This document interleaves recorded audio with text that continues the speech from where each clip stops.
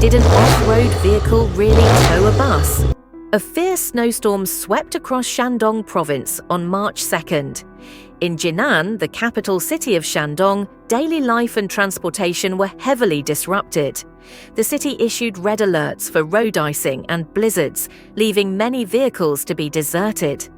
Yet, in these challenging conditions, acts of kindness shone through, such as an off-road vehicle heroically towing both a bus and a snowplow. In another touching scene, a group of students braved the wind and snow to push a stuck ambulance, successfully freeing it. Public transportation was also impacted by the storm, with bus passengers jumping out to help push the immobilized vehicle. Soldiers lent a hand by manually pushing cars on the streets.